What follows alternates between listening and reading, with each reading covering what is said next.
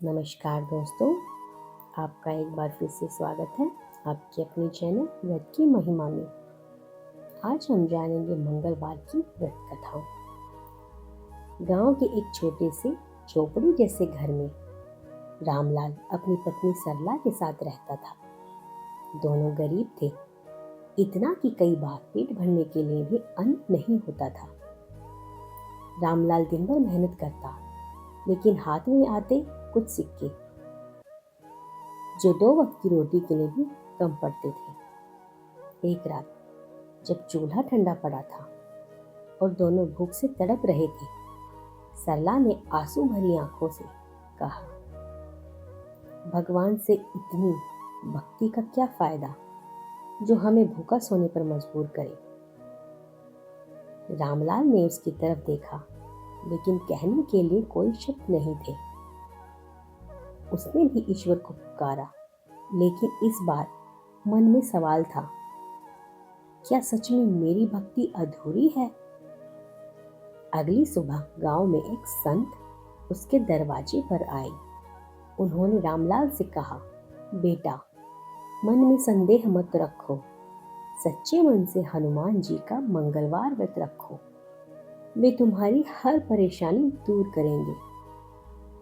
रामलाल को लगा जैसे ये खुद हनुमान जी का संदेश है। उस दिन से उसने मंगलवार का व्रत रखना शुरू कर दिया। सुबह जल्दी उठकर नहाता, स्वच्छ वस्त्र पहनता, हनुमान जी को सिंदूर और चमेली का तेल चढ़ाता और पूरे दिन उपवास करता। धीरे धीरे जैसे कोई चमत्कार हुआ। जिन लोगों ने उसे कभी तिरस्कार किया था, वही अब उसकी मदद करने लगे। उसकी मेहनत रंग लाने लगी और गरीबी का अंधेरा दूर होने लगा। कुछ ही महीनों में हालात बदल गए। रामलाल का व्यापार चल निकला। घर में खाने पीने की कोई कमी नहीं रही और धीरे धीरे उनकी झोपड़ी की जगह एक सुंदर मकान ने ले ली। एक दिन जब सरला ने रामलाल को मंदिर जाने के लिए तैयार होते हुए देखा, तो मुस्कुराते हुए बोली, अब तो सब कुछ अच्छा हो गया है, अब व्रत रखने की क्या जरूरत। रामलाल भी उसकी बातों में आ गया। उसने सोचा, अब तो भगवान ने सब दे दिया है, अब इतनी कठिनाई क्यों उठानी। और बस उसी दिन से उसने व्रत छोड़ दिया। लेकिन यही उसकी सबसे बड़ी भूल थी। जैसे ही उसने व्रत छोड़ा, एक के बाद एक परेशानियां आने लगी। व्यापार में अचानक घाटा होने लगा, घर में झगड़े बढ़ गए और रामलाल की सेहत बिगड़ने लगी।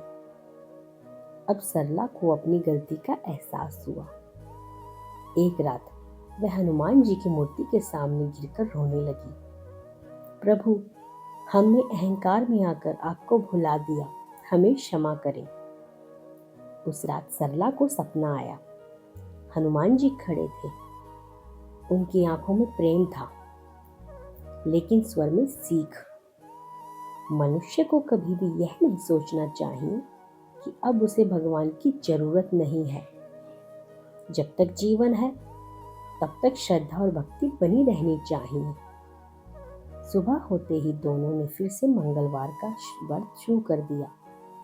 इस बार उनका विश्वास पहले से भी ज्यादा गहरा था और एक बार फिर से हनुमान जी की कृपा बरसने लगी। तो दोस्तों, ये थी मंगलवार की व्रत कथा। ऐसी ही ढेर सारी कथाएं सुनने के लिए हमारा चैनल व्रत की महिमा को सब्सक्राइब करें। धन्यवाद।